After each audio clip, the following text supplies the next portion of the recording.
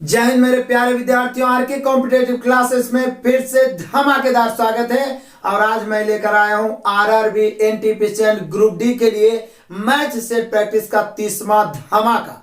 इसका पीडीएफ आपको हमारे टेलीग्राम चैनल पर उपलब्ध है, जिसका लिंक डिस्क्रिप्शन में दिया गया है या टेलीग्राम पे सर्च बॉक्स में लिखें कैपिटल लेटर में आर के कॉम्पिटेटिव क्लासेस, सेम लोगो जो चैनल का लोगो है, सेम लोगो देख के आप उसे ज्वाइन कर सकते हैं। और रेगुलर सेट का पीडीएफ, चैप्टर वाइज असाइनमेंट का पीडीएफ या कोई भी बुक पढ़ा रहे हैं उसका पीडीएफ आपको वहां पे रेगुलर बिल्कुल फ्री में मिलते रहेगा।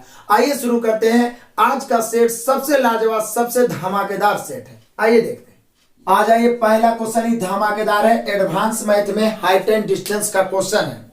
और हाइट एंड डिस्टेंस का जहां तक सवाल है, रेशियो मेथड से बारीकी से कॉन्सेप्चुअल एक मास्टर वीडियो, एक मैराथन क्लास में दे चुका हूं, उसे आप बारीकी से देख लीजिए तो 99% क्वेश्चन आपसे बनेगा। देख लीजिए, बड़ा आसान से ट्रिकली सॉल्यूशन करवाते हैं। 10√3 मीटर ऊंचे एक भवन के शिखर से, एक भवन है जिसकी ऊंचाई 10√3 मीटर है, इसके शिखर से देखे गए दो बिंदु P तथा Q है।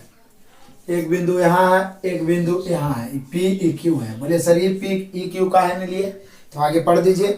यदि उन बिंदुओं के अवनमन कोण पूरक है, पूरक मतलब दोनों जोड़ के 90 डिग्री होना चाहिए। पूरक के मतलब दोनों का योग 90, ई थीटा तो ई 90 माइनस थीटा, ई थीटा तो ई 90 माइनस थीटा।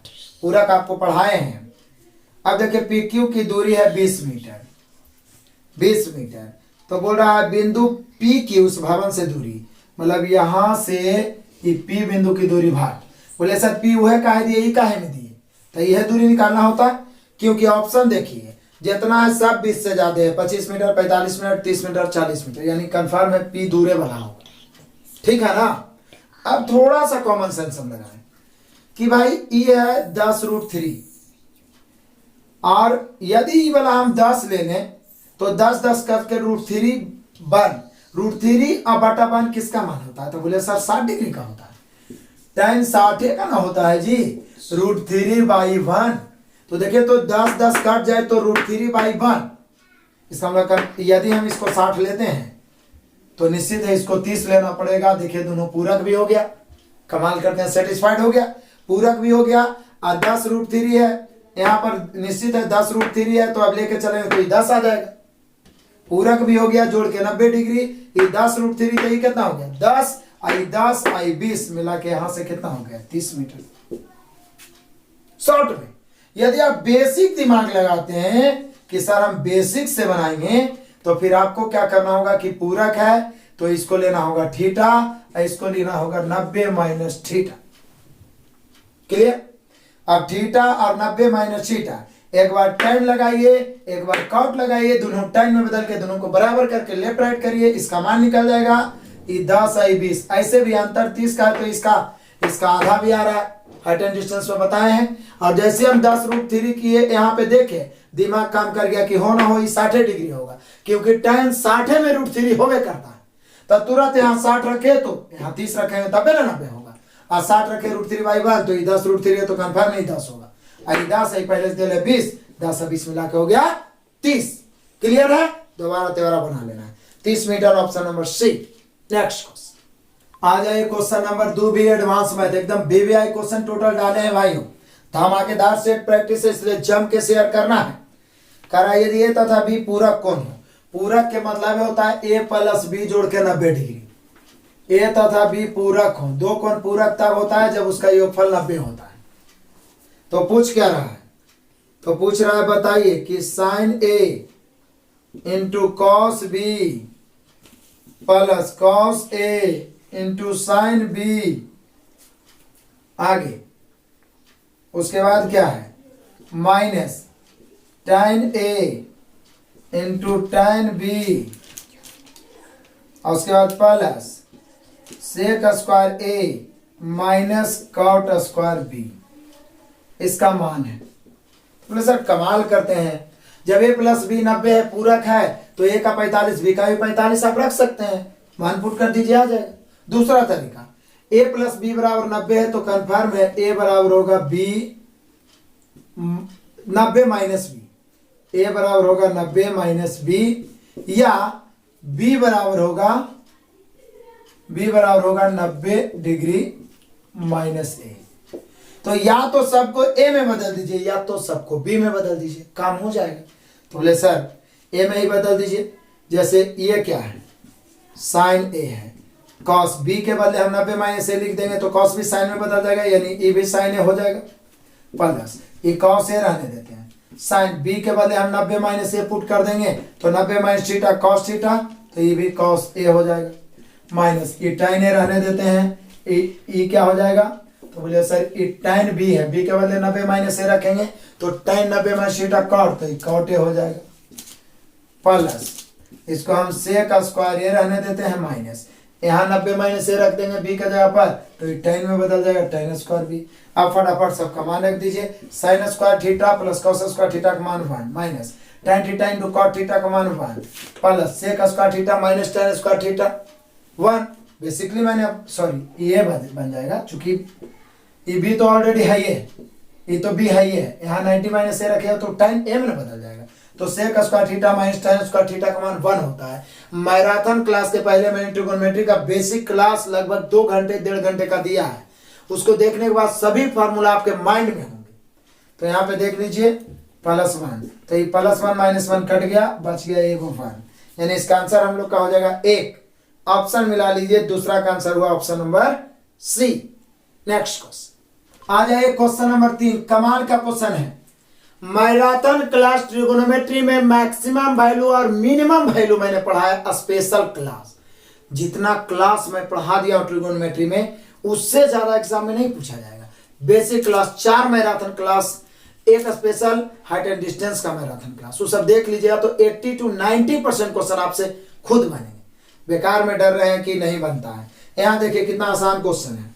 क्या बताए थे, 2 sin square theta plus 3 cos square theta, यानी a sin square theta plus b cos square theta के रूप में दिया रहे, तो इसका मैक्सिमम वैल्यू यानी अधिकतम मान सीधे बड़ा बड़ा हो जाता है, अब साइन के बगल में रहे चाहे cos के बगल में, और v मीन यानी मिनिमम मान सीधे छोटा बड़ा हो जाता है। पूछ क्या रहा है, न्यूनतम मान के अधिकतम मान, न्यूनतम मान तो आंसर 2 हो गए, इसमें करना क्या है, सीधे देखेंगे ओ छोटा वाला है तो 2 हो गए, तो आराम से 2 मान के निकल जाएंगे। ऑप्शन मिला लीजिए, option number D. Next question आ जाए, क्वेश्चन नंबर 4, ज्योमेट्री का धमाकेदार क्वेश्चन है, बड़ा ही मजेदार है। देखिए एक रेखाखंड में 3 बिंदु ए और बी है, एक रेखाखंड में 3 बिंदु है, ए यहाँ पर मान लेते हैं ओ, यहाँ पर ले लेते हैं बी, ए ओ बी, एक ही रेखाखंड में 3 बिंदु। अब पढ़िए, और सी एक ऐसा बिंदु है जो ए ओ बी पर नहीं है, तो या तो नीचे ले लीजिए या ऊपर में, मान लीजिए यहाँ पर हम सी ले लिए। सी एक ऐसा बिंदु है जो ए ओ बी पर नहीं है, तदनुसार ए ओ सी 40 है, तो सी थोड़ा सा और इधर ले लेते हैं, मान लीजिए कि सी यहाँ पर है, तो ए ओ सी मतलब ये वाला जो कोण है 40 डिग्री है, ठीक है, एकदम जैसे बोला उसे कर दिए। और ओ एक्स ओ बाई एओसी के क्रमशः आंतरिक एवं बाह्य विभाजक। कमाल का क्वेश्चन है, जियोमेट्री यूथ में ये सब क्वेश्चन एकदम धुआं उड़ा चुके हैं हम जो। कह रहा है कि एओसी का आंतरिक द्विभाजक कौन है, ओ एक्स है, ओ एक्स, और ओ बाई जो है बाह्य द्विभाजक है, मतलब इस कोण को अंदर से द्विभाजित मतलब 2 भागों में बांटता है और इस कोण को बाहर से ही 2 भागों में बांटता है। तो पूछ रहा है कोण एओसी के क्रमशः आंतरिक एवं बाह्य द्विभाजक है ओ एक्स और ओ बाई, लिख दिए। तो बोल रहा है कोण बीओ बाई, तो कोण बीओ बाई बराबर भाट, यही पूछ रहा हम लोग से, कोण बीओ बाई। बोले सर कमाल करते हैं, इससे आसान क्या होगा, हम जानते हैं कि सरल कोण 180 डिग्री का होता है, जिसमें ये वाला भाग 40 है, तो निश्चित है ये वाला पूरा कोण कितना होगा 140, इसमें किसी को कोई डाउट नहीं होना चाहिए। 140 में ये जो है बाह्य द्विभाजक है, द्विभाजक किसको कहते हैं, जो कोण को 2 बराबर भागों में बांटता है। तो बोले सर 40 को बराबर भागों में बांटना मतलब 70 डिग्री, यही तो बोल रहा है, कोण बी ओ बाई बराबर कई डिग्री 70 डिग्री। ऑप्शन मिला लीजिए, 70 डिग्री आपका मिल जाएगा, option number A. Next question आ जाइए, क्वेश्चन नंबर 5, ये भी मजेदार क्वेश्चन है, ट्रिगोनोमेट्री का बोल रहा है 4x बराबर सेक थीटा, एक चीज आओ है 4/x बराबर tan थीटा। तो हम लोग से पूछा क्या जा रहा है, तो पूछा जा रहा है 8 × x² - 1/x स्क्वायर क्या है, मतलब इतना बड़ा भाग। बोले सर किसी तरीका से एक्स और 1/x निकाले तो काम हो जाएगा, तो रास्ता है ये 4x बराबर सेक थीटा है, तो x बराबर सेक थीटा बटा 4 होगा, इसमें किसी को कोई डाउट नहीं होना चाहिए। यहाँ पे 4/x बराबर tan थीटा है, 4 को नीचे भेज देते हैं तो ऊपर 1 और नीचे x बच जाएगा, 1/x बराबर tan थीटा बटा 4 होगा, इसमें किसी को कोई डाउट नहीं होना चाहिए। बोले सर अब तो कमाल हो गया, x निकल ही गया, 1/x निकल ही गया, मान रख देते हैं 8 इंटू एक्स स्क्वायर, तो ये पूरा का स्क्वायर करेंगे क्योंकि x का मान क्या है सेक थीटा बटा 4, तो सेक स्क्वायर थीटा अब बटा 4 के स्क्वायर 16 माइनस 1/x स्क्वायर, तो 1 का तो स्क्वायर करिए चाहे नहीं, 1/x स्क्वायर को हम 1/x का पूरे का स्क्वायर लिख सकते हैं, 1/x का मान है tan थीटा बटा 4, स्क्वायर करेंगे तो tan स्क्वायर थीटा अब बटा 4 का स्क्वायर क्या होता है भाइयों 16। अब आराम से 8 गुना एलसीएम 16 ले लेंगे, ऊपर बच जाएगा sec square theta minus tan square theta, और sec square theta minus tan square theta का मान 1 होता है, ये बच्चा जानता है, 6-7 क्लास से ही सबको पढ़ना है। तो यहाँ पर इसका मान sec square theta minus tan square theta का मान 1, 8 से 8 दूनी 16, आ गया हम लोग का आंसर 1/2। ऑप्शन मिला लो 1/2 है option number C. Next question आ जाइए क्वेश्चन नंबर 6, बड़ा कमाल का क्वेश्चन है, मैक्सिमम स्टूडेंट फंसेंगे 99%, लेकिन देखिए हम लोग इसको कैसे एकदम क्विकली तुरंत एकदम चुटकियों में हल करते हैं। देखिए पहले तो ये कोई बड़ा सा दिया हुआ है x sine cube theta plus y cos cube theta बराबर sine theta into cos theta, इसी में बच्चे फंस के चकरा जाएंगे। आगे क्या क्या दिया हुआ है, तथा एक चीज और दिया हुआ है x साइन थीटा बराबर y कॉस थीटा, और cos theta sine theta not equal to 0, वो तो अलग बात है। तो पूछ क्या रहा है कि तो x square plus y square बराबर भाग। अब बच्चे फंसते हैं यहाँ इसके चक्कर में, लेकिन जो बच्चे हमसे पढ़े हुए हैं मैराथन क्लास ट्रिगोनोमेट्री का, हमसे रेशियो का क्लास पढ़े और लगातार सेट मार रहे हैं, वो कभी नहीं सब क्वेश्चन में फंसेंगे, तुरंत दिमाग लगाएंगे कि सर तो बताए थे कि 2 या 2 से अधिक राशि बराबर हो तो रेशियो निकालना कोफिशिएंट उलट जाता है। रेशियो यहाँ से x अनुपात y का निकाल लेंगे, x का गुणांक है साइन, अब y का गुणांक है कॉस, इधर आ जाएगा कॉस थीटा उधर साइन थीटा, यानी x अनुपात y cos theta into cos theta अनुपात साइन थीटा।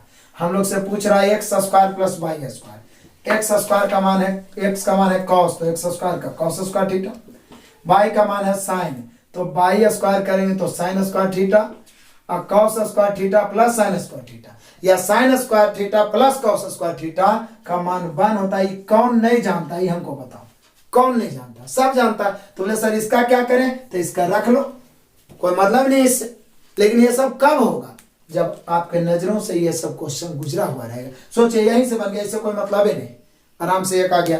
ऑप्शन मिला लीजिए, इसका आंसर 1 होगा option number C. Next question आ जाइए क्वेश्चन नंबर 7, कमाल का क्वेश्चन, ज्योमेट्री का क्वेश्चन। आपको चित्र एक नजर आ रहा होगा, उसके बाद में निम्नलिखित चित्र में ओ वृत्त का केंद्र है, तो एक वृत्त हम बना देते हैं, उसका केंद्र ई दिया गया है ओ। उसके बाद क्या लिखा है जो देखिए, और ओ एक्स ओ बाई पर लंब है, इस प्रकार से खींचा गया है, एक्स है बाई है, एक्स ओ बाई पर लंब है, और इसको ऐसे मिला दिया गया, तो इस समझिए समकोण त्रिभुज बन गया, क्योंकि लंब है मतलब 90 डिग्री हो गया तो समकोण त्रिभुज, समकोण के सामने वाला कर्ण हो गया, लंब आधार। लेकिन ये चूंकि केंद्र से परिधि को टच कर रहा है, तो समझिए त्रिज्या यदि r इसको मानते हैं तो ये भी r होगा, तो इस समकोण समद्विबाहु त्रिभुज बन गया। अब देखिए मजे के बात क्या है, बोल रहा है त्रिभुज एक्स ओ बाई का क्षेत्रफल 32 है, यानी इसका जो क्षेत्रफल है वो 32 है। तब बोल रहा है बताइए कि वृत्त का क्षेत्रफल क्या होगा। बोले सर वृत्त का क्षेत्रफल पाई आर स्क्वायर होता है, लेकिन आर निकलेगा तब ना, तो आर निकालने का रास्ता है ना भाई। इस त्रिभुज का क्षेत्रफल 32 है और ये त्रिभुज समकोण बन रहा है, समकोण त्रिभुज का क्षेत्रफल 1/2 गुने आधार गुने ऊंचाई, जी कितना बार बताएं बताइए, 1/2 गुने आधार ऊंचाई है ना, होगा ये दोनों, यानी r गुने r बराबर 32, दैट मीन्स 1/2 r स्क्वायर बराबर 32। तिरछा गुना होगा ये वाला 2, तो आर स्क्वायर बराबर 64, यानी आर बराबर हो गया 8। आर बराबर कितना हो गया 8, यानी हम कह सकते हैं कि त्रिज्या बराबर 8 हो गया। अब बताइए त्रिज्या 8 हो गया तो इसलिए वृत्त का क्षेत्रफल क्या होगा? तो बोले सर वृत्त का क्षेत्रफल तो आप जानबे करते हैं पाई आर स्क्वायर होता है। पाई आर है 8, 8 के स्क्वायर 64 पाई, यानी इस वृत्त का क्षेत्रफल हो गया 64 पाई। अभी देखना होगा पाई के रूप में दिया है, पाई का मान रख दिया है, तो पाई के रूप में दिया है 64 pi, option number A. Next question, चलिए क्वेश्चन नंबर 8 तो और मजेदार है, घड़ी वाला। अ क्लॉक का यूथ रीजनिंग से दमदार प्रश्नों का सोल्यूशन दिया हूं, और ये वाला तो निश्चित पूछता है। बोल रहा है 2:15 अपराह्न के समय किसी घड़ी में घंटे की सुई तथा मिनट की सुई के बीच कितने का कोण बनेगा? तो कईयों बजे घड़ी के घंटे और मिनट के सुई के बीच बना कोण बराबर होता है 60 गुना घंटा माइनस 11 गुना मिनट बटा 2। 60 गुना घंटा माइनस 11 गुना मिनट बटा 2। अब आराम से लिख दीजिए 2:15 मतलब ये घंटा हो गया, ये मिनट हो गया। मैंने इसमें 2 पॉइंट और बताए थे कि यदि माइनस में आ जाए तो इग्नोर करना है माइनस को, ठीक है, उसको पॉजिटिव ही मानना है। और 180 से अधिक आ जाए तो 360 में पुनः घटाना है। तो चलिए 60 गुना 2 माइनस 11 गुना 15 और बटा 2, तो 60 दूनी 120 माइनस 11 गुना 15 165 होगा और बटा 2। 165 में से 120 घटेगा, हालांकि आएगा माइनस में 45, लेकिन हमें पॉजिटिव ही लेके चलना है। 45 बटा 2 22.5, तो ये 22.5 डिग्री ऑलरेडी 180 से कम है, बहुत कम है, इसलिए आंसर इतने हो जाएगा 22.5 डिग्री। इसको चाहे तो आप 22.1/2 डिग्री भी लिख सकते हैं, लेकिन यदि 22.1/2 डिग्री यदि यही चीज 180 से अधिक आ जाता तो 360 में घटा देते, क्योंकि सिर्फ कोण बोलता है तो समझिए न्यूनतम को नहीं बोला है, लेकिन वो पार्टिकुलरली बोल दे कि घड़ी के घंटे और मिनट के बीच का अधिकतम को निकाले, तब फिर आपको काम आएगा, तो 360 से घटाना पड़ेगा। तो यहाँ पे 22.5 डिग्री हो गया, option number C. Next question आ जाए क्वेश्चन नंबर 9, बड़ा ही मजेदार क्वेश्चन, VVI क्वेश्चन है। बोले क्यों सर? यदि आप मेरा मैराथन क्लास देखे होंगे किसका, मेंसुरेशन का, उसमें पहला क्लास में मैं 2D फिगर के बारे में बताया हूं, जिसमें त्रिभुज में डिटेल में बताया हूं, उसमें ट्रायंगल में पहले ही ये सब पॉइंट का चर्चा किया, जो अधिकतम टीचर भी छोड़ देते हैं और बच्चे भी इग्नोर करते हैं, जबकि टेक्निकली जब इससे क्वेश्चन बनाता है तो बच्चे फंस जाते हैं। जियोमेट्री में भी इस प्रकार के एग्जाम्पल के साथ मैंने कॉन्सेप्ट क्लियर किया है, और यहां पर भी मैं कॉन्सेप्ट क्लियर करता हूं। कोई यदि त्रिभुज है, उसका 2 भुजा, एगो ए और एगो बी मालूम है, और तीसरी भुजा एक्स मालूम नहीं है, तो एक्स हमेशा इसके अंतर दिए गए दोनों त्रिभुजों के अंतर से अधिक होता है और योगफल से कम होता है। यानी लैंग्वेज में यदि बोला जाए तो किसी त्रिभुज के 2 भुजा मालूम हो और तीसरी भुजा के बारे में अनुमान लगाना हो, तो तीसरी भुजा दिए गए दोनों भुजाओं के अंतर से अधिक और योगफल से कम, अंतर से अधिक और योगफल से कम। देखिए इस पर क्वेश्चन पूछा, कह रहा है एक त्रिभुज की 2 भुजाएं, एक त्रिभुज है, इसकी 2 भुजाएं, एगो 4 है, एगो 10 है, और तीसरी भुजा की लंबाई a है। केजू वाला कोई तीसरी भुजा रहे, तो बोल रहा है a का कौन सा मान सही है, ग्रेटर देन लेस देन के रूप में दिया है। यदि आपका पढ़ा हुआ है तो तुरंत सोचेगा सर तो बताए किए थे कि तीसरी भुजा जो a है वो दिए गए भुजाओं के अंतर से अधिक, तो 10 और 4 के अंतर कितना, 6 से अधिक, और योगफल से कम, तो 10 और 4 का योगफल 14, यानी कि इसमें a जो हो जाएगा वो 6 से अधिक और 14 से कम होगा, 6 से अधिक और 14 से कम होगा। ऑप्शन मिला लीजिए, 6 से अधिक और 14 से कम, ऑप्शन दर्शाने वाला है option number D. Next question आ जाइए क्वेश्चन नंबर 10, मजेदार क्वेश्चन है, बेसिक कैलकुलेशन में फंसते हैं विद्यार्थी, इसलिए इस प्रकार का प्रश्न को डाला गया है। कहता है x बराबर 0.08 के स्क्वायर है, y बराबर 1/0.08 के स्क्वायर है, एंड z बराबर है 1 - 0 0.08 के स्क्वायर और फिर -1। कमाल का है। तो पूछ रहा है बताइए तो निम्न में से कौन सा संबंध सही है, मतलब कौन बड़ा है कौन बराबर है, ऐसे करके। तो पहले हम लोग क्या करते हैं, तोड़ देते हैं। x बराबर, हम सभी जानते हैं कि 8 का स्क्वायर 64 होगा, लेकिन 2 अंक के बाद है तो स्क्वायर करिए तो 4 अंक के बाद होगा, 0.0064 होगा।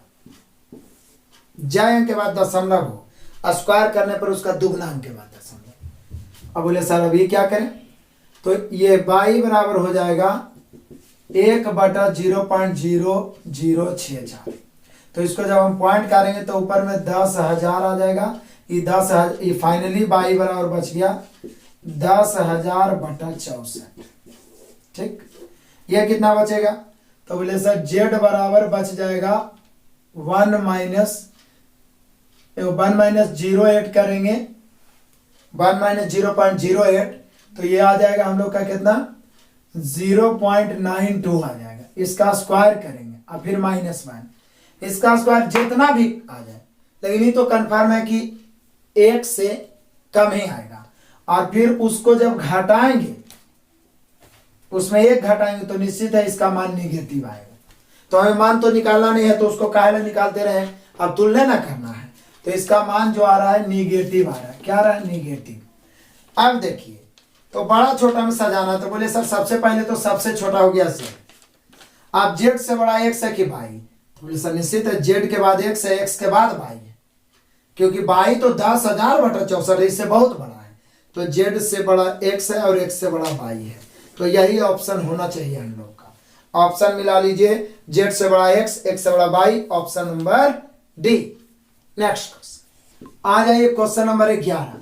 बोले ना कि इस सेट में एक एक क्वेश्चन लाख टके का है, बस आप दोहराते चलिएगा और आपका मोटिवेशन जो होता है ना, हमें अगले बेस्ट क्लास बनाने के लिए प्रेरित कर देता है। इसलिए आप लाइक और कमेंट जरूर करें और शेयर तो एकदम दबा के करें, एक भी विद्यार्थी वंचित नहीं रहना चाहिए। सभी जरूरतमंद विद्यार्थियों के पास इस चैनल का लिंक पहुंचना चाहिए। बहुत कुछ मैंने पढ़ाया है फ्री में, बिल्कुल 3200 2700 का। आज से भी विद्यार्थी 100 क्वेश्चन डेली के हिसाब से सॉल्यूशन करेगा ना, ग्रुप डी में एक भी मैथ उससे छूटने नहीं जा रहा भाइयों। इसलिए सबके पास लिंक को पहुंचाइए। चैप्टर वाइज मैथ भी मैंने पढ़ा रखा है, आपका सहयोग रहेगा तभी तो अधिक से अधिक कंटेंट मिलेगा। तो आइए देखिए कितना धमाकेदार क्लास है। करा एक्स वाई तल में पी क्यू दो ऐसे बिंदु है जिनके निर्देशांक क्रमशः दिए गए हैं। पी और क्यू दो बिंदु है जिसके निर्देशांक कितना है, तो यह है 2,0 और यह है 5,4। तदनुसार पी क्यू त्रिज्या वाले वृत्त का क्षेत्रफल। तो बोलिए सर पी क्यू को यदि त्रिज्या मान लिया जाए तो इस त्रिज्या वाले वृत्त का क्षेत्रफल क्या होगा। तो बोले सर त्रिज्या तो पहले ही वाला निकालिए। तो मैंने आपको कितने बार बताया कि पी और क्यू, तो पीछे भी कई बार सेट में आया है। यदि दो बिंदु है, इसका निर्देशांक x1, y1 और x2, y2, यदि आप युद्ध पढ़े होंगे तो कोऑर्डिनेट ज्योमेट्रिक सॉल्यूशन में दे रखा हूं। तो इस स्थिति में पी क्यू बराबर होता है √अंडर, क्या होता है, x1 माइनस x2 के square plus y1 minus y2 के स्क्वायर, नो डॉट, दूरी बराबर। तो यहाँ पे क्या हो जाएगा, पी क्यू का मान, क्योंकि जब तक पी क्यू नहीं निकालेंगे तो उसको त्रिज्या मान के हम वृत्त का क्षेत्रफल कैसे निकाल सकते हैं। तो √अंडर x1 माइनस x2, तो 2 और 5 का अंतर 3, 3 के स्क्वायर, चूंकि माइनस में भी आएगा तो स्क्वायर उसका पल से नहीं कर देगा। तो 2 5 का अंतर 3, 3 के स्क्वायर 9 प्लस 0 4 का अंतर, तो बोले सर 0 और 4 का अंतर हो जाएगा 4, 4 का स्क्वायर 16, तो 16 9 √अंडर 25, तो हो गया कितना 5। अब इसको त्रिज्या मान लिया जाए तो बोल रहा है कि यदि पी क्यू क्या हो जाए, वृत्त का त्रिज्या हो जाए, तो r बराबर समझिए 5 हो जाएगा। तो इसलिए वृत्त का क्षेत्रफल क्या होगा, तो बोले सर वृत्त का क्षेत्रफल पाई r स्क्वायर, बच्चा बच्चा जानता है। तो पाई गुना 5 के स्क्वायर कितना होगा, 25 पाई, 25 पाई। ऑप्शन मिला लीजिए, हम लोग का आंसर होगा 25 pi, option number D. Next question आ जाइए, क्वेश्चन नंबर हम लोग पहुंच गए 12। बड़ा कमाल का क्वेश्चन है अलजेब्रा का। x पर पावर 4 प्लस 1 बटा x पर पावर 4 इज इक्वल टू 23 है। तो पूछ रहा है x माइनस 1/x के होल स्क्वायर। तो आपको पता होगा, मैं पहले भी कई एक बार फॉर्मूला बताया हूं, अलजेब्रा क्लास में भी बताया हूं कि x यदि x माइनस 1/x बराबर a हो तो x पर पावर 4 प्लस 1/x पर पावर 4 बराबर होता है a स्क्वायर प्लस 2 के होल स्क्वायर। माइनस है तो यहाँ प्लस, अब -2 इतना होता है।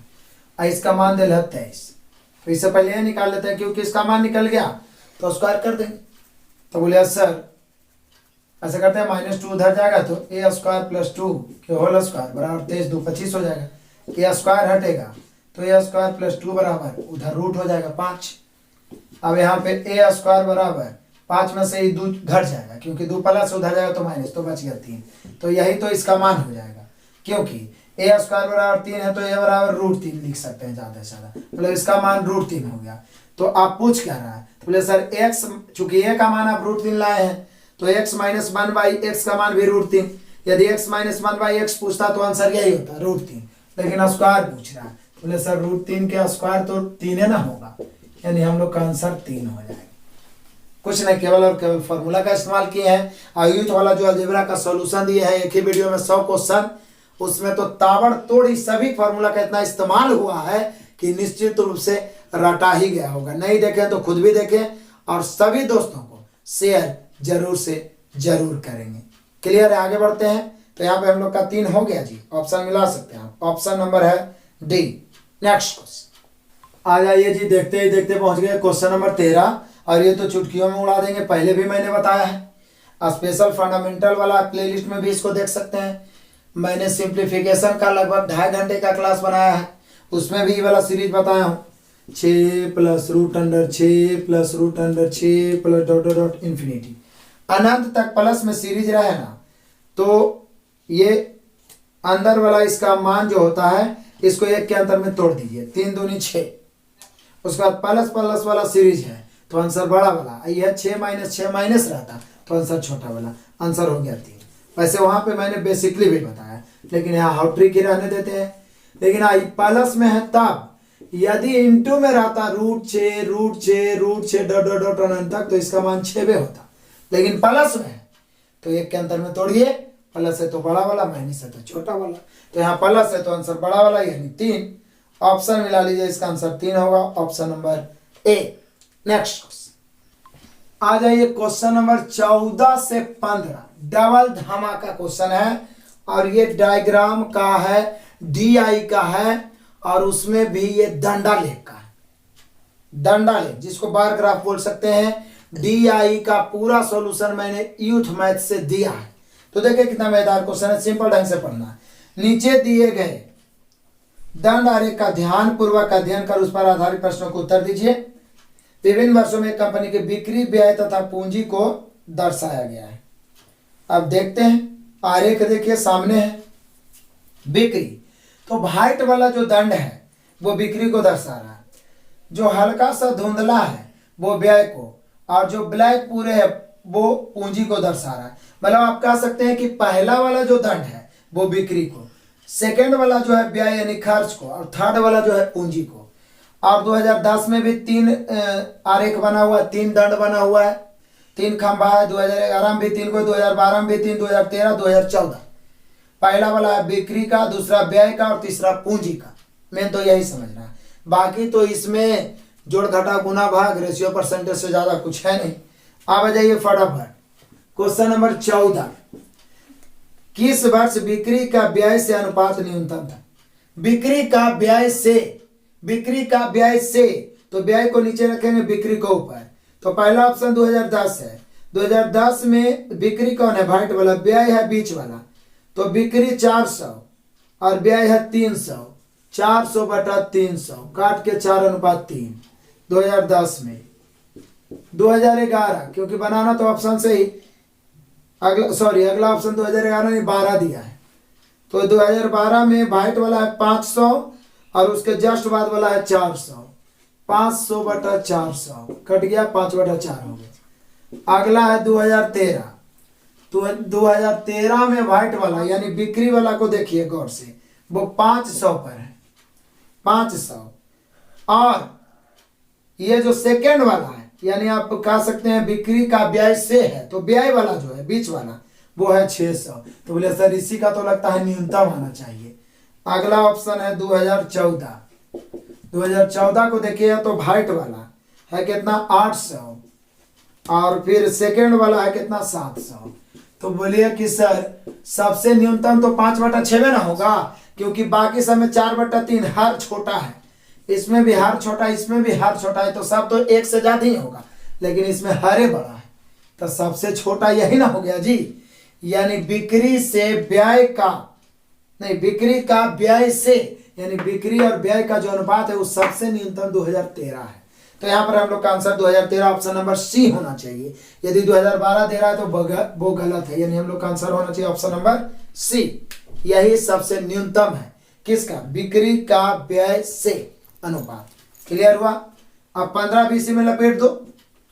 किस वर्ष व्यय का पूंजी से अनुपात अधिकतम है, व्यय का पूंजी से। तो अब यहाँ पर व्यय का पूंजी से पूछ रहा है, तो पूंजी देख लीजिए, पूंजी लास्ट वाला है, व्यय बीच वाला है। तो पहला ऑप्शन क्या है, तो बोले सर पहला ऑप्शन है 2014। तो 2014 में व्यय का पूंजी से, तो व्यय कितना है 2014 में 700, पूंजी कितना है, तो पूंजी है लास्ट वाला, तो कितना पर गया है पूंजी का ग्राफ, तो बोलिए सर 200-300 के बीच है, यानी 250 है। ऐसे भी ग्राफे से पता चल रहा है सबसे अंतर इसी में है, सबसे ज्यादा अंतर इसी में, यानी सबसे अधिकतम अनुपात इसी का हो जाएगा। बाकी सबको आप दंड और ग्राफ देखिए के पता लग जाएगा, बीच वाला और लास्ट वाला देखिए, सबसे ज्यादा अंतर 2014 में ही नजर आएगा। इसका मतलब कंफर्म है कि सबसे ज्यादा अनुपात 2014 के होगा। बाकी जैसे चेक किया उसी चेक कर सकते हैं सबका, लेकिन आंसर हम लोग का 2014 हो जाएगा। सबसे बड़ा अनुपात इसी का हो जाएगा। ये तो आरेखे देख के पता चल रहा है, क्योंकि बीच वाला और लास्ट वाला को देखना, व्यय को और बिक्री को देखना। क्लियर। तो निश्चित रूप से 14-15 क्लियर हुआ, तो 15 तक पहुंचा दिए। अब हम लोग फटाफट आगे बढ़ते हैं। नेक्स्ट आ जाइए क्वेश्चन नंबर 16। क्वेश्चन नंबर 16 बताने से पहले महत्वपूर्ण जानकारी मैं आपको दे देना चाहूंगा। इस प्रकार के रेगुलर सेट मैं लाते रहूंगा, आप सभी का सहयोग मिले, अधिक से अधिक शेयर, लाइक और कमेंट मिले। तो एक बात और है, जो विद्यार्थी अभी भी हमारे एप्लीकेशन को इंस्टॉल नहीं किए हैं जरूर इंस्टॉल करें। डिस्क्रिप्शन में भी लिंक दिया हुआ है, या प्ले स्टोर पे लिखे आरके कॉम्पिटेटिव क्लासेस, सेम लोगो देख के इंस्टॉल करें। और वहां से भी परचेज का ट्रांजैक्शन प्रॉब्लम के कारण सिस्टम हटा दिए हैं। मात्र 199 रुपये आप पेड कर सकते हैं। यह हमारा गूगल पे, फोन पे नंबर है, विकास कुमार के नाम से 787042 मात्र 199 रुपये पेड करें। उसका स्क्रीनशॉट हमारे व्हाट्सएप नंबर 9703984414 पर भेज दें, आपको तुरंत एक्टिवेट कर दिया जाएगा। और यूथ कंपटीशन मैथ का संपूर्ण सॉल्यूशन आप देख सकते हैं, चाहे तो 10 दिन में धज्जियां उड़ा दीजिए। एक एक क्वेश्चन का परफेक्ट सॉल्यूशन रेशियो नियम से दिए हैं। और यदि आप इसको पूरा सॉल्यूशन किए बिना एग्जाम में बैठिएगा, पछताना पड़ेगा। बड़ा ही बेस्ट बुक है, बड़ा ही बेस्ट तरीका से सजाया गया है। इसी बुक को 4 से 5 बार बना लीजिएगा तो किसी भी एग्जाम में आपसे मैथ नहीं छूटेगा, इसकी गारंटी है। तो खुद भी परचेज करें एक सहयोग राशि के रूप में, और दोस्तों को भी शेयर करें, और नहीं तो यूट्यूब पर भी रेगुलरिटी बरकरार रखें। 2700-3200 का सॉल्यूशन करें। जो चैप्टर में दिक्कत है हमारे असाइनमेंट के चैप्टर देखें और तैयारी करें, और मेन टारगेट सिलेक्शन को रखें, पक्का सिलेक्शन होगा। देखते हैं 16 नंबर क्वेश्चन देखिए, बड़ा ही मजेदार है। कहता है कि कैलकुलेशन है 3 - 3 + √5 बटा 4 माइनस 1/3 + √5। अब करें तो क्या करें, तो करना क्या है, ऐसा करते हैं 3 को रहने देते हैं, बाकी इधर का काम कर देते हैं। 4 × 3 + √5 ले लिए एलसीएम। ये 3 + √5 इधर गुना हुआ, तो 3 + √5 के क्या हो गए, तो बोले सर 3 + √5 के स्क्वायर हो जाएगा। 3 + √5 के स्क्वायर होगा, तो 3 + √5 के स्क्वायर हो जाएगा, तो हो जाएगा हम लोग का कितना। सबसे अच्छा है, इतना करने से बेटर है कि इसको हम लोग कंजुगेट ही कर दो। 3 - √5 बटा 3 - √5 सबसे आसान। अब देख लीजिए 3 + √5 बटा 4 ही तो है, ये आई वाला देख लीजिए माइनस में, ये वाला क्या होगा, गुना होगा। गुना होगा तो a + b × a - b a² - b square, तो 3 का स्क्वायर 9, 9 में से √5 का स्क्वायर करेंगे 5 घटेगा 4, और ऊपर में 3 - √5, यहाँ 1 है। एलसीएम 4 हो गया, ये 4 इधर गुना होगा, 4 या 12, ये -3 माइनस √5, ये -3 और माइनस माइनस प्लस √5। अब देख लीजिए बढ़िया से, ये 12 है, -3 -6, 12 में से 6 घटेगा 6, आई माइनस में √5 प्लस में √5 कट गया, और नीचे में बटा 4, 3 दूनी 6, 2 दूनी 4, आराम से आ गया 3/2। तो कंसंट्रेट होके हड़बड़ाने की जरूरत नहीं है। हमने क्या किया कि इसे एलसीएम लेने से बेटर समझा कि इसको कंजुगेट करके ऊपर में रूट को कर लें, इधर भी 4 इधर भी 4 बच गए हैं, कुछ नहीं तो एक आराम से भिन्न का जोड़ का नियम लगा देंगे, कट छट के अंततः 6/4 बच गया, काट के 3/2। ऑप्शन नंबर बी, दोहराना जरूर है। नेक्स्ट क्वेश्चन आ जाइए, क्वेश्चन नंबर 17। कमाल का क्वेश्चन है और केवल फॉर्मूला पर ही आधारित है। देखिए a + b + 1 = 0 है, तो पूछ रहा है बताइए a³ + b³ + 1 - 3ab का मान क्या होगा भाट। देखिए कितना चालाकी से पूछा है। अभी हम एक फॉर्मूला बताते हैं, तुरंत क्लियर हो जाएगा। BBI मैं आपको पहले भी सिंप्लीफिकेशन में बताया कि यदि a + b + c = 0 तो a³ + b³ + c³ - 3abc बराबर भी 0 ही होता है। तो बोलिए सर तब तो यदि a b और इसको हम c मान ले तब तो काम हो ही जाएगा। a³ + b³ प्लस हम एक को तो क्यूब लिख ही सकते हैं, एक को तो कितनों पावर लिख सकते हैं, -3ab और यहाँ पर कुछ नहीं तो एक है। अब देखिए तो क्या लिखा है कि यदि a + b + c बराबर 0 तो a³ + b³ + c³ - 3abc का मान भी क्या होगा 0। उसी प्रकार से a + b + c की जगह 1 है, इतना बराबर 0, तो a³ + b³ + c³ - 3abc का मान भी क्या होगा 0। तो यहाँ पर 0 हो गया, कमाल हो गया। फॉर्मूला का ही तो खेल है, तो यहाँ पर 0 हो जाएगा। ऑप्शन मिला लीजिए, option number B. Next question आ जाइए, क्वेश्चन नंबर 18। बड़ा ही मजेदार BBI क्वेश्चन है, कोऑर्डिनेट ज्योमेट्री का। यदि ये सब क्वेश्चन आपके नजरों से गुजरा हुआ नहीं रहेगा तो 100% आपसे छूट जाएगा। देखिए कितना मजेदार है। एक्स वाई निर्देशांक पद्धति में यदि a, b and a + 3, b + k ये जो है इसका निर्देशांक दिया हुआ है। उस सरल रेखा पर स्थित दो बिंदु है, एक सरल रेखा पर स्थित दो बिंदु है। ये पहला बिंदु का निर्देशांक a, b है, a + 3, b + k है। तो किस सरल रेखा पर, जिसका इक्वेशन है x = 3y - 7, यही ना है। तो बोल रहा है तो k बराबर भाट। तो बोले किसी समीकरण पर कोई बिंदु स्थित है, मतलब उस समीकरण को सेटिस्फाइड करेगा। तो यहां पर है x = 3y - 7।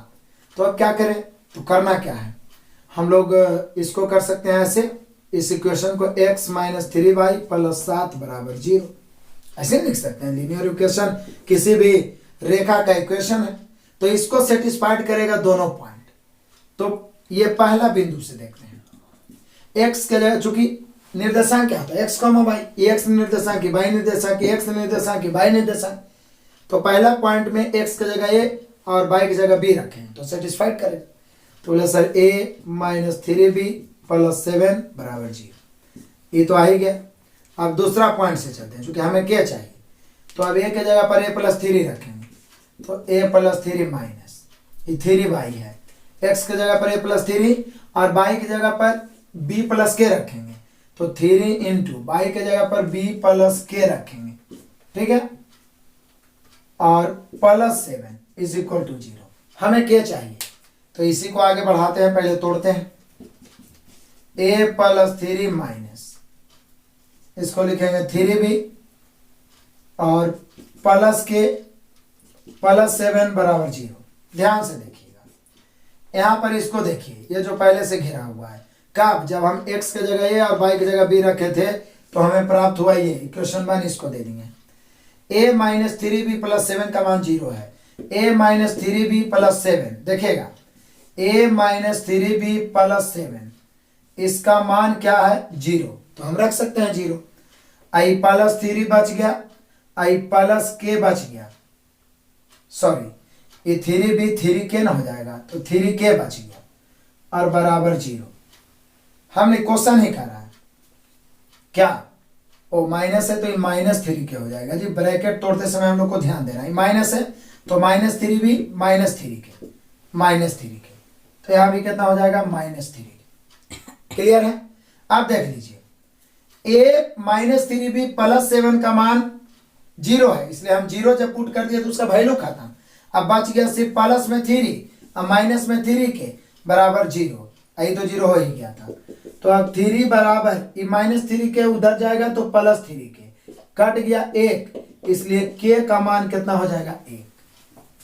कुछ नहीं किए हैं, इक्वेशन दिया हुआ है समीकरण का, हम सीधा इक्वेशन बना दिए हैं। एक बार x बाई ई रख दिए, एक बार x बाई ई रख दिए, तो पहला से हम समीकरण 1 प्राप्त हो गया। दूसरा में मान रखे तो इस रूप में बैठ जाएगी, a -3 b +7, इसके बदले तो 0 ही होगा। अब बाकी बच गया +3 -3 के बराबर 0, 3 के उधर गया, 3 बराबर 3 के, काट छाट के का मान 1। कैलकुलेशन आराम से करना, कंसंट्रेट होकर हड़बड़ाना नहीं है। यहाँ ब्रैकेट तोड़ेंगे तो -3 बे -3 के होगा। क्लियर है। तो के का मान 1 हो गया। कमाल का क्वेश्चन था, ऑप्शन मिला लो, ऑप्शन नंबर है आपका बी।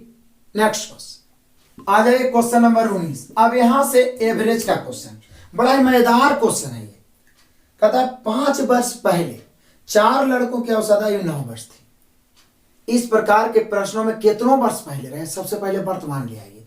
5 वर्ष पहले 4 लड़कों की औसत आयु 9 वर्ष थी, तो वर्तमान में रहेगा 14 वर्ष, इसमें कोई डाउट नहीं है। 5 वर्ष पहले 4 लड़कों की औसत आयु 9 वर्ष थी, तो वर्तमान में हो जाएगा 9 5 14। चूंकि 5 वर्ष पहले से वर्तमान आइएगा तो आपका भी 5 बढ़ जाएगा, सबका 5 5 तो 14। उनमें से एक नए लड़के के शामिल होने से उन 5 की वर्तमान औसत आयु 15 वर्ष है। एक और शामिल हुआ तो 5 हो गया, 5 के वर्तमान औसत आयु 15 वर्ष है। और ऐसे भी हम ये चारों के वर्तमान लिखिए दिए, क्योंकि 5 वर्ष पहले 9 है तो वर्तमान, ये तो कोई भी बता देगा नहीं हो पढ़े वाला, वर्तमान में 5 बढ़ जाएगा यानी 14। तो ये चारों के वर्तमान में 14, एगो नए का शामिल हुआ तो 5 के वर्तमान में 15। तब पूछ क्या रहा है, बोला ये जो नया वाला शामिल हुआ वो क्या है, तो ये तो ठेठ में बनाइए ना भाई, 5 के योग में 4 के योग घटा दीजिए। 15 5 75 माइनस 14 चौका 56, 75 में से 56 घटाइए। तो बोले सर 75 में से यदि 56 हम घटाते हैं, पहले 17 में से 56 घटाएंगे तो 14 5 19, यानी 19 वर्ष होना चाहिए। नया वाला लड़का है जो कई वर्ष का होना चाहिए भाइयों, 19 वर्ष का, यानी क्वेश्चन नंबर भी 19 और आंसर भी 19। टकाटक क्या संयोग है, ऑप्शन मिला ये option number D. Next question आ जाइए, क्वेश्चन नंबर 20 पहुंच गए। दमदार क्वेश्चन, हीरे के एक टुकड़े, हीरा ये तो बड़ा महंगा क्वेश्चन है, देखिए सस्ते में निपटा देते हैं। हीरे के एक टुकड़े का मूल्य उसके भार के बल के अनुसार परिवर्तित होता है। तदनुसार यदि 5184 रुपये मूल्य का एक हीरा 3 टुकड़ों में काटा गया है, पहला टुकड़ा, दूसरा टुकड़ा, तीसरा टुकड़ा, 1:2:3, तो टोटल कितना होगा, तो ये होगा 3 2 5 है, 1 6 होगा। ठीक है, ये भार का रेशियो है और इसका मूल्य जो है भार के वर्ग के अनुपात, ये हम नहीं बोल रहे हैं, शुरू में यही बोल रहा है कि हीरे के एक टुकड़े का मूल्य उसके भार के वर्ग के अनुसार परिवर्तित होता है। मतलब 1 है तो मूल्य हो जाएगा 1 के स्क्वायर 1, 2 के स्क्वायर 4, 3 के स्क्वायर 9, 6 के स्क्वायर 36। अब समझिए आगे कहता है, इस प्रकार के काटने से हुई हानि ज्ञात करें। बोलिए सर 1 2 3 के अनुपात में काटे हैं, मतलब टोटल बिना काटे 6 होता, और उसका मूल्य जो है उसके भार के वर्ग, 1 के वर्ग 1, 2 के वर्ग 4, 3 के वर्ग 9, 6 के वर्ग 36, यानी टोटल मूल्य हीरा बेचता तो 36 आता, और इसको तोड़ के बेचा है, काट के बेचा है तो 9 4 13 1 14। सोचिए मूल्य हीरा 36 और तोड़ के बेचा है तो उसी हीरा का दाम हो गया 14, यानी हानि कितना का हुआ है, तो बोले सर भारी हानि हो गया 22 का। तो हमें पूछ रहा है कि मूल्य कीमत है 5184, यहाँ मूल्य कीमत है 36, तो बताइए हानि ज्ञात करिए, हानि कितना हुआ है। तो बोले सर मूल्य कीमत की तुलना मूल्य कीमत से हानि निकालना है 22। कैलकुलेशन करिए, कैलकुलेशन करिए, मुझे पता है कि इतना कैलकुलेशन तो आप कर सकते हैं। देखते हैं कौन कौन बच्चे एक्टिव होकर पढ़ रहे हैं और आंसर कमेंट करते हैं। कैलकुलेशन करके आंसर जरूर से जरूर कमेंट करें। नेक्स्ट क्वेश्चन आ जाइए, क्वेश्चन नंबर 21, बड़ा ही सिंपल। एक खिलौने के अंकित मूल्य पर 30% छूट। अंकित मूल्य अपने आप में 100 होता है, 30% छूट देने से उसके बिक्री मूल्य में 30 रुपये की कमी होती है, तदनुसार नए विक्रय मूल्य। तो बोलिए सर देखिए, छूट मतलब तो कमी है, 30 रुपये कमी होती है 30% छूट देने पर। तो कमी की तुलना कमी से, यदि अंकित मूल्य पूछता तो 100 से, लेकिन नया विक्रय मूल्य पूछ रहा है। तो बोले सर छूट देने के बाद वाला राशि को विक्रय मूल्य कहते हैं, तो 30% तो छूटे हो गया, तो नया विक्रय मूल्य निकालना है तो 70 से ना जी। तो 30 से 30 कटिए गया, यानी हम लोग का नया विक्रय मूल्य 70। ऑप्शन मिला लीजिए, option number A. Next question आ जाए, क्वेश्चन नंबर 22 है, बड़ा कमाल का है। दो अर्धगोलाकार बर्तनों की धारिता, धारिता मतलब क्षमता, जिसको आयतन भी बोल सकते हैं, 6:4 लीटर, 21:6 लीटर, तदनुसार उनकी आंतरिक त्रिज्याओं का अनुपात क्या है। ले सर कमाल करते हैं, धारिता क्या होता है, मान लीजिए पहला है, दूसरा अर्धगोला है, अर्धगोला अर्धगोला, इनकी त्रिज्याएं क्रमशः r है, ये r है। इसका धारिता या आयतन क्या होता है, तो 2/3 पाई r क्यूब, यहाँ पे 2/3 पाई r क्यूब।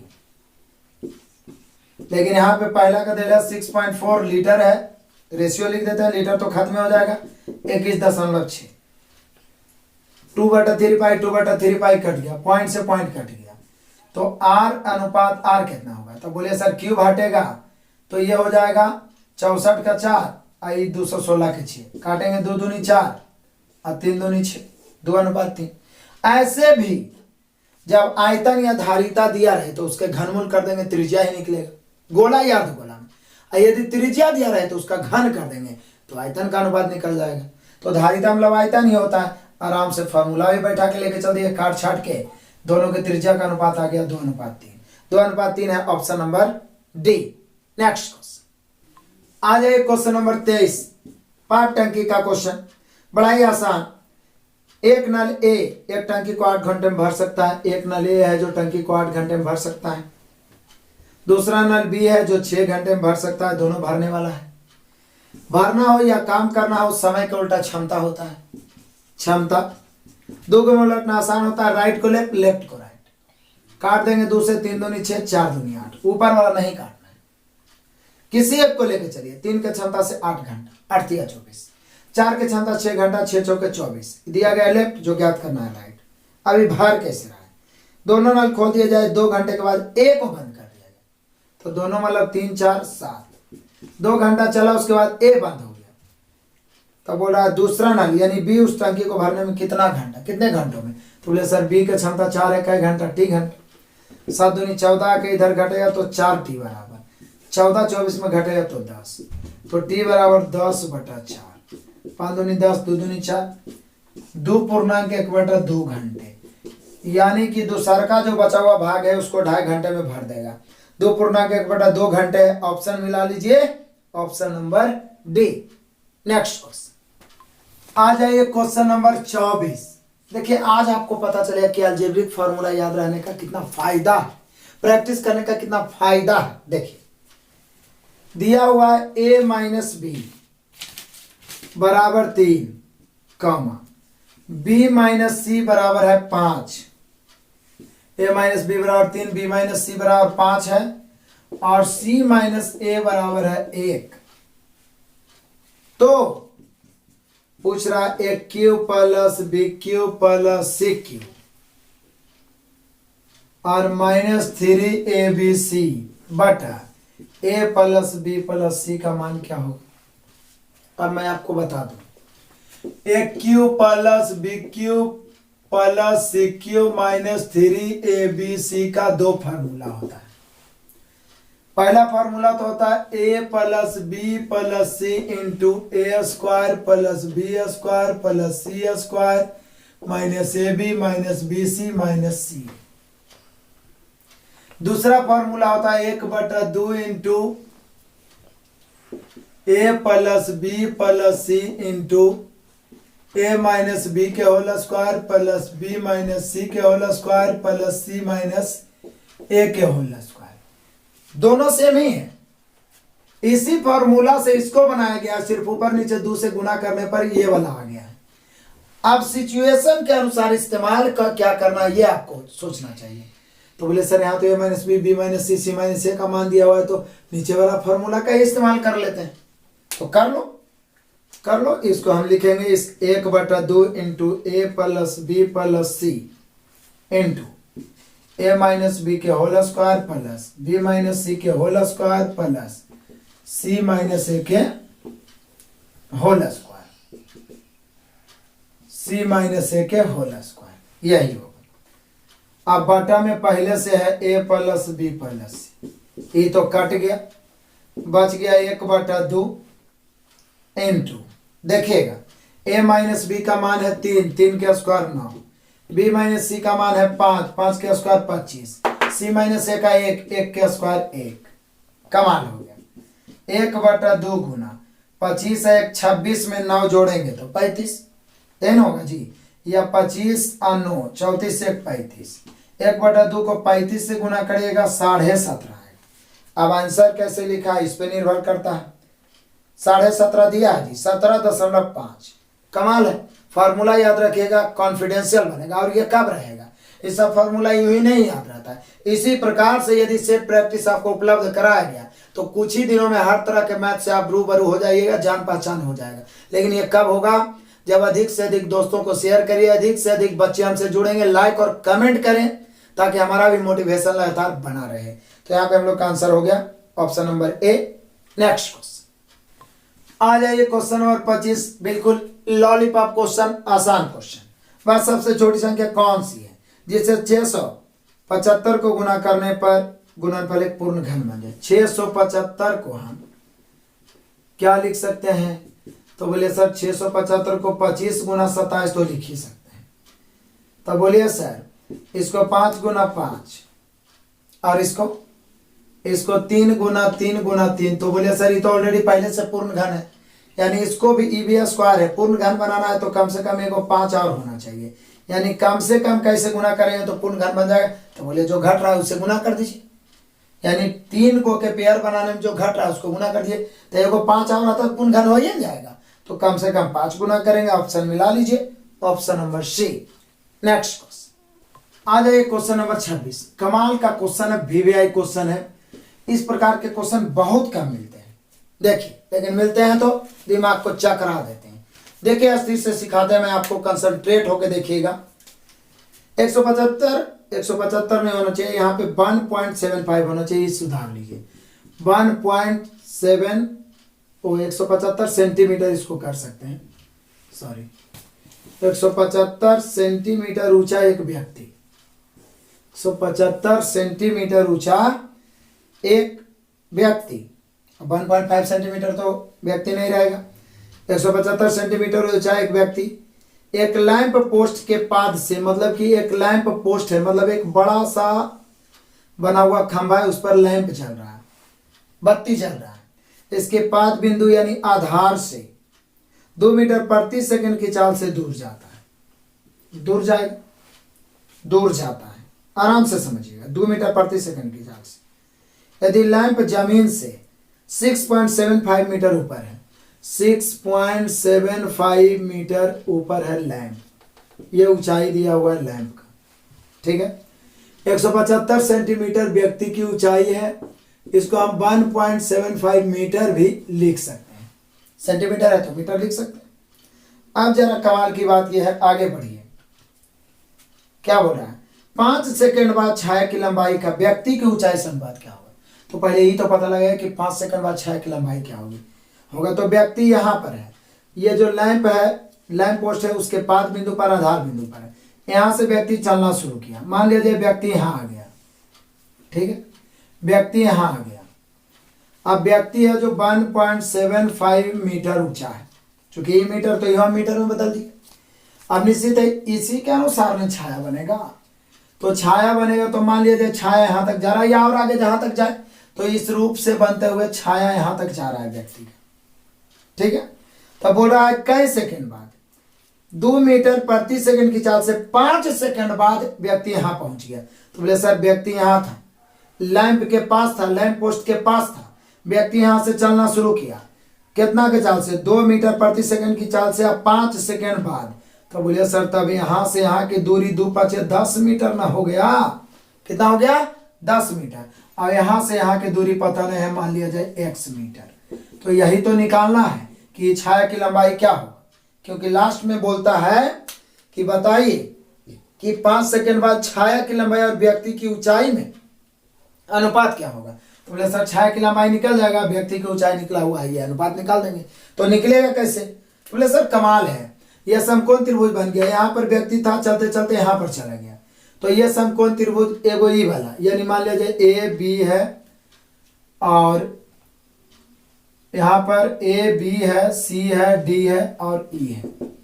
ठीक है, तो आप कह सकते हैं कि त्रिभुज ए बी डी, त्रिभुज ए बी डी समरूप हो जाएगा किसके? त्रिभुज ई सी डी के, त्रिभुज ई सी डी के, त्रिभुज A B D E C D के समरूप हो जाएगा। जब दो त्रिभुज समरूप हो, क्योंकि देखिए समरूप कैसे होता है, ई वाला कोण बराबर है, ई समानांतर है, तो ई कोण ध्यान दीजिए, ई कोण बराबर, ई कोण बराबर, समरूप हो गया। तो ई वाला बड़ा वाला त्रिभुज छोटा वाला त्रिभुज समरूप हो गया। समरूप त्रिभुज जैसे आता है एकदम बारीकी से समझाए थे कि संगत भुजाएं समानुपाती और क्षेत्रफल संगत भुजाओं के वर्गों के समानुपाती। तो यहाँ पर हम लोग को हो जाएगा क्या, ए बी बटा ई सी बराबर, ये ले लेते हैं पूरा बड़ा वाला बी डी और बटा इसका वाला सी डी, जो दिया रहेगा उसी को लेके चलेगा, जो निकाला है उसको। ये वाला भुजा, ये वाला भुजा और ये बड़ा वाला और इसका भी बड़ा वाला, इधर से ई वाला और ई वाला समानुपाती हो गया। तो अब मान रख देंगे ए बी, तो ए बी कितना है 6.75, ई सी कितना है 1.75 बराबर, बी डी कितना है, तो बोले सर बी डी तो हो जाएगा 10 + x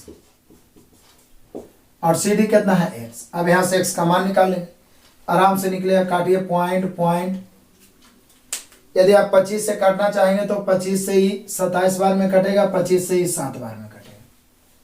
अब क्या करें? तो बोले सर अब करना क्या है, यदि हम तिरछा गुना करते हैं तो होता क्या है, ये हो जाता है हम लोग का 27x, ये हो जाएगा गुना करके बराबर में 10 × 70 और ये 7x इधर आके घटेगा, तो 27x में 7x गया 20x बराबर हो गया 70। x सुना से x सुना, x बराबर 7/2, 7/2 मतलब 3.5 मीटर। भाइयों यदि पूछता है कि छाया की लंबाई क्या होगी तो 3.5 मीटर, क्योंकि छाया की लंबाई आप x माने और समरूपता के नियम से संगत भुजाएं समानुपाती की और मान रखे तो x का मान आ गया 3.5 मीटर। छाया की लंबाई पूछेगा कि बताइए 5 सेकंड के बाद व्यक्ति की छाया की लंबाई 3.5 मीटर, लेकिन ये नहीं पूछा। पूछना ये क्या चाह रहा है, हम लोग से ये पूछ रहा है कि बताओ कि 5 सेकंड के बाद छाया की लंबाई का व्यक्ति की ऊंचाई से अनुपात क्या होगा। छाया की लंबाई का व्यक्ति की ऊंचाई से, तो छाया प्लस व्यक्ति का रेशियो पूछना चाह रहा है। तो छाया हो गया हम लोग का कितना 3.5 मीटर और व्यक्ति कितना है 1.75। एक और सुनना बैठाते हैं, पॉइंट से पॉइंट खत्म, काटिए इसको। बोलिए सर यदि आप 25 से काटते हो तो ये कट जाएगा हम लोग का 7 से काटते हो तो 7 से ही कट जाएगा 25 7 और 7 5, ऐसे 2 बार में तो कट ही रहा है सीधे, इससे 2 बार में 25 दूनी 50, यहाँ कुछ नहीं तो 1, यानी हम लोग का हो जाएगा 2:1, यानी छाया की लंबाई का व्यक्ति की ऊंचाई से अनुपात 2:1। कितना मजेदार जटिल क्वेश्चन था। जब भी इस प्रकार के प्रश्न आता है मियाज गदगद हो जाता है कि कुछ नया सीखने को मौका मिलेगा। कितना आसान से बताएं कि व्यक्ति यहां से यहां गए, व्यक्ति की ऊंचाई दिल है, 2 समकोण त्रिभुज बन गया, दोनों समरूप है, समरूपता के नियम से छाया निकल गया, छाया ऊपर व्यक्ति नीचे रखे, काट छाट के 2:1। ऑप्शन मिला लीजिए, 26 में 2:1 है option number A. Next question आ जाइए, क्वेश्चन नंबर 27। एक से एक दमदार क्वेश्चन है। कह रहा है क्या, एक समद्विबाहु त्रिभुज की प्रत्येक भुजा बराबर है। बढ़िया बात है, समद्विबाहु त्रिभुज है, सॉरी प्रत्येक भुजाओं बराबर भुजाओं की लंबाई का तीसरी भुजा से अनुपात। तो समद्विबाहु त्रिभुज जैसी बोला तो 2 भुजा बराबर, आप तीसरी भुजा ही मान लेते हैं, तो बोल रहा है बराबर भुजा का तीसरी भुजा से अनुपात कितना है भाइयों, तो बोल रहा है ये है 5:8। हमने क्वेश्चन ही करा, मतलब बराबर तो बराबर 2 भुजा होता है, यानी ये दोनों 5-5, ये तीसरी भुजा 8। लेकिन याद रखना ये रेशियो है, तो रेशियो है तो हम x मान लेते हैं। अब इसका क्षेत्रफल दिया हुआ है, कितना है क्षेत्रफल दिया हुआ, तो बोले इसका क्षेत्रफल दिया हुआ है 588, तो बोला तीसरी भुजा। ले सर कमाल करते हैं, इसका शीर्षलम खींच देते हैं, क्षेत्रफल बराबर 1/2 गुना आधार गुना ऊंचाई करते हैं। तो बोले सर खींच दीजिए, ये 8x है तो ये आधा आधा बढ़ जाएगा, तो ये 4x हो जाएगा, ये भी 4x हो जाएगा, ये 5x ये 4x तो कन्फर्म है 3x हो गया, इसमें कोई डाउट नहीं। पाइथागोरस से 3 4 5। अब आराम से आधार 8x हो गया, ऊंचाई 3x, तो क्षेत्रफल बराबर 1/2 गुने आधार 8x गुना ऊंचाई 3x बराबर 588। कमाल का क्वेश्चन। काटते हैं, 8 से पहले 2 से काट देते हैं, 2 चौका 8, फिर 4 तिया 12 से काट देते हैं। तो 12 से यदि हम काटेंगे तो कितना बार में कट जाएगा, 12 से 12 पचे 60 हो जाता है, 12 चौके 48, बचेगा दे कितना 10, 58 में 48 कटेगा 10, 10 पर 8 108, 12 में 108, तो x स्क्वायर का मान 49, तो x बराबर 7 हो गया। अब 7 हो गया तो x का मान 7 रख देंगे, बराबर भुजाएं पूछे तो 7 पचे 35, 7 पचे 35, आधार पूछेगा तो 7 8 56। कमाल हो गया, 56 हो गया। ऑप्शन मिला लीजिए, यही तो पूछ रहा है कि तीसरी भुजा कौन है, तो 56 centimetre, option number C. Next question आ जाइए, क्वेश्चन नंबर 28। कमाल का क्वेश्चन, मजेदार। बोले ना एक एक क्वेश्चन लाख टके की है। इस सेट में शराब से भरे एक पीपे, एक बर्तन है जिसमें शराब है, 12 लीटर निकाला जाता है और तब उसे पानी से भर दिया जाता है। यदि यह क्रिया 2 बार और दोहराई जाती है, मतलब समझते हैं, एक बार तो पहले निकाला गया, 2 बार और मतलब 3 बार की जाती है। अब पीपा में बचे शराब की मात्रा का पानी से अनुपात, शराब का पानी से अनुपात कितना हो गया है, तो बोले सर शराब का पानी से अनुपात हो गया है 125 अनुपात 387। बचे हुए शराब का पानी से अनुपात, तो बोलिए सर टोटल कितना, तो टोटल शुरू में ही हो गया होगा, टोटल कितना, तो बोले सर 7 5 12 के 2, बच गया 1 8 2 10 1 11 के 1, बच गया 1 3 1 4 1 5, 512। क्योंकि टोटल में शुरू में टोटल शराबे ना था जी। शराब में क्या किया कि 12 लीटर निकाला शराब, उसके बाद पानी डाला, फिर निकाला, फिर पानी डाला, फिर निकाला, फिर पानी डाला, तो टोटल ये रेशियो के अनुसार ही टोटल ही जो था शराबे था। जब निकालते निकालते इस प्रकार से लास्ट में बचा शराब और पानी का अनुपात इतना, तो लास्ट में बचे शराब और शुरू में टोटल शराब, ये हो गया 125 और 12। अब कमाल की बात यह है कि मैंने आपको किस में, तो मिक्सचर में आपको बारीकी से बताया था, एलिगेशन में, युद्ध में, क्या कि P लीटर जब हो प्रारंभ में और A लीटर क्या किया जाए, स्थानांतरित किया जाए। स्थानांतरित के मतलब कि शराब निकाल के पानी डालिए या दूध निकाल के पानी डालिए, और ये प्रक्रिया n बार दोहराई जाए, तो शेष जो भाग बचता है, शराब बचे, दूध बचे, जो भी होता है P इंटू 1 माइनस A बटा P पर पावर n। तो बोलिया कि सर तब तो कमाल हो गया, इस शेष शराब बच रहा है, शेष, अब बाकी पानी हो गया था, टोटल शराब इतना होगा। तो शेष और टोटल का यदि हम रेशियो निकाल ले, शेष और कुल, तो ये है 125 बटा 512। तो शेष का फार्मूला क्या है, तो बोले सर शेष का फार्मूला, यदि हम शराब को P लीटर माने हैं, कै लीटर, प्रारंभ में यदि हम शराब को माने कै लीटर, P लीटर, तो ये हो जाएगा P इंटू 1 माइनस, कै लीटर निकाल के पुनः उतना पानी डाल रहे हैं तो 12 लीटर, और बटा P पर पावर कितना 3, क्योंकि 3 बारी प्रक्रिया दोहराया गया। अब बटा कुल, तो कुल तो शुरू में आप P ना माने हैं, प्रारंभ में कै लीटर माने, P लीटर, तो रेशियो दिया हुआ। तब जाके इसका अनुपात हो जाएगा शेष 125 बच रहा है शराब और टोटल 512। कमाल हो गया। अब देखिए पी से पी कट गया, 1 - 12 बटा पी के क्यूब बराबर, इसको हम क्यूब के रूप में लिख सकते हैं 5 बटा 8 के क्यूब। क्यूब खत्म तो हो जाएगा 1 - 12 बटा पी पर पावर 5 बटा 8। क्लियर है।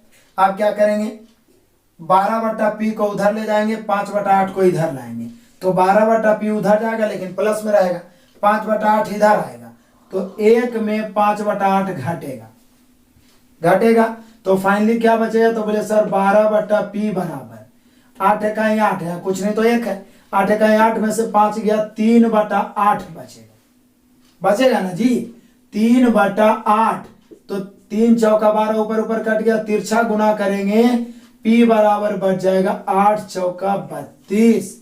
अब P किसको माने थे, तो प्रारंभ में टोटल शराब P लीटर माने थे। एक बार फिर से समझिए, एलिगेशन में ही बताए थे कि कोई भी द्रव्य P लीटर है, A लीटर द्रव्य को स्थानांतरित किया जाता है, निकाल के पानी डाला जाता है, फिर निकाल के पानी डाला जाता है, यह प्रक्रिया n बार दोहराई है, तो शेष शराब रहे, दूध रहे, शेष का फॉर्मूला P × 1 - से बटा P पर पावर n, जहां P टोटल है, A जितना निकाल रहे हैं वो है, अब P टोटल है, n मतलब जितना बार दोहरा रहे हैं। तो हमने सोचा कि शेष बचा हुआ शराब पानी का रेशियो ही है, यानी प्रारंभ में टोटल शराब इसका योगफल है, क्योंकि शराब का बदले में पानी डाल रहे हैं, तो शेष बचा शराब का फॉर्मूला जानबे करते हैं, आप कुल नीचे वही P मान लिए, टोटल P मान लिए, तो शेष बचा P × 1 - 12 निकाल रहे हैं तो 12 बटा P पर पावर 3, क्योंकि एक बार शुरू किए तो दोबारा दोहराए, अब बटा में टोटल बराबर 125 बटा 512, उधर भी क्यूब बैठा दिए, लेफ्ट राइट काट छाट के लेके चले, P का मान आ गया 32 लीटर। प्रारंभ में कितनी शराब थी, 32 लीटर। 3-4 बार जरूर दोहराइएगा, पूछने की पूरी संभावना है। 32 litre, option number C. Next question आ जाइए, क्वेश्चन नंबर 29, और शानदार क्वेश्चन।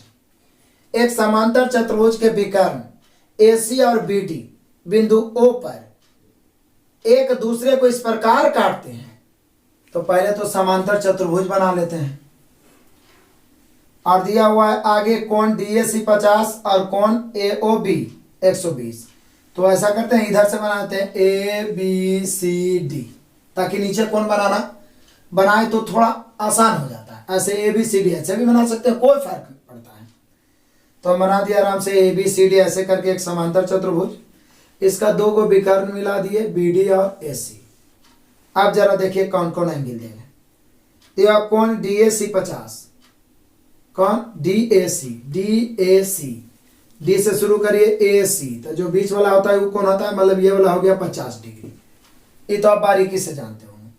आगे पढ़िए AOB, ए वाला O पर काटते हैं विकर्ण, तो AOB मतलब ये वाला दिया हुआ 120, तो पूछ क्या रहा है, तो पूछ रहा है कौन DCB,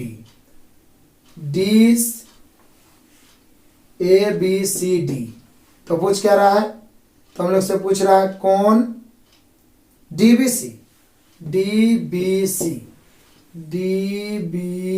मतलब ये वाला कौन भाट। तो बोले सर कमाल करते हैं, एकदम आसान है, हम सभी जानते हैं सरल कोण 180 होता है, जिसमें E 120 से तो 60 होगा, नो डाउट। आगे जरा देखिए, जब दो समांतर चतुर्भुज तो समांतर रेखा है, कोई एक तिर्यक छेदी रेखा काटता है तो एकांतर कोण E और E एकांतर कोण हुआ ना जी, एकांतर कोण, तो E 50 तो ये वाला कितना 50। अब इस त्रिभुज को गौर करिए, OBC को, किसी भी त्रिभुज के तीनों कोणों का योग कितना होता है भाइयों, 180, इसमें 60 है 50 110 हो गया, तो ये भाट बराबर 70 डिग्री लिखने में कोई मना कर देगा, हो गया, यही तो हो गया। इसीलिए तो हम लोग कह सकते हैं कि कोण DBC का मान हो गया 70 डिग्री।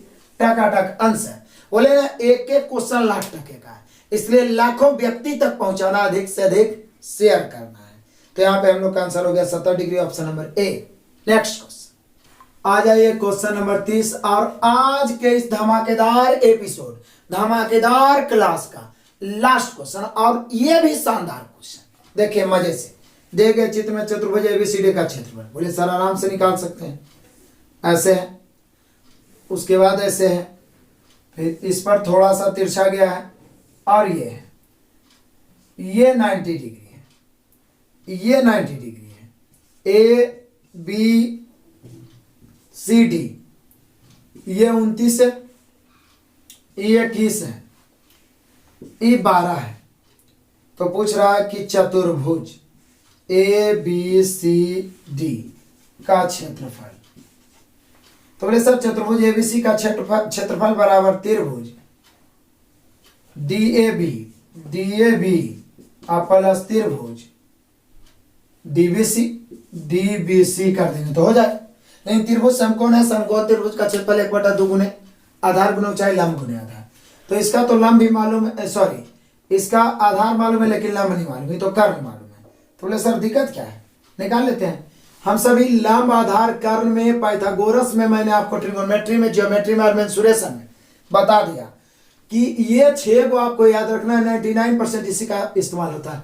3 4 5, 5 12 13, 7 24 25, 8 15 17, 9 40 41 और 20 21 29। यही 6 का इस्तेमाल 99% होता है। ज्यादा से ज्यादा इसी को दुगना तिगुना कर देता है। देखिए यहां भी कर्ण 29 है, 90 के सामने कर्ण होता है। 29 से 21 है तो तुरंत माइंड में घुमा 20 21 29, तो निश्चित है लंब 20 होगा। नहीं तो आराम से रूट अंडर कर्ण स्क्वायर माइनस आधार स्क्वायर करिए, आ जाएगा 20। अभी 12 है और ये 20 है, तो बोले सर ये 12 है और 20 है, तो हमें तो 3 4 5 याद आ गया, मतलब ये 16 हो जाना चाहिए। देखिए ना 4 4 से काट देंगे, 4 दिया 12, 4 4 16, 4 5 20, 3 4 5, या तो 12 16 यानी 20 हो गया। तो कर्ण लंब, तो रूट अंडर कर्ण स्क्वायर माइनस लंब स्क्वायर करिए, इहो निकल जाएगा। लेकिन आराम से निकल ही गया 16, तो सब निकल ही गया। तो बना दीजिए चतुर्भुज एबीसीडी का क्षेत्रफल, दोनों त्रिभुज का क्षेत्रफल। तो ये नीचे वाला 1/2 गुने आधार 16 गुना ऊंचाई 12 प्लस 1/2 गुना इसका आधार कितना हो जाएगा 21 और ऊंचाई कितना हो जाएगा 20। कैलकुलेशन करिए, काटिए, काटेंगे तो हो जाएगा हम लोग का 2 8 16 यानी 12 8 96 प्लस 2 से 2 दहें 20 यानी 21 दहें के 2 10, कितना हो जाएगा 210 और 96। तो 200 और 10 और 96 कितना 106 यानी 306 हो जाएगा। कमाल करते हैं, यानी यहाँ पे चतुर्भुज का क्षेत्रफल 306 सेंटीमीटर में है, तो सेंटीमीटर स्क्वायर। आज के सेट तो धमाकेदार था, एकदम धमाल हो गया, आनंददायक सेट था। इसी प्रकार के रेगुलर सेट चलता रहे, इसके लिए आज के इस एपिसोड में, इस सेट में अधिक से अधिक आप सभी का इंक्लूडेशन होना चाहिए। अधिक से अधिक शेयर करें और लाइक और कमेंट करना तो बिल्कुल ना भूलें। Best of luck, God bless you, जय हिंद।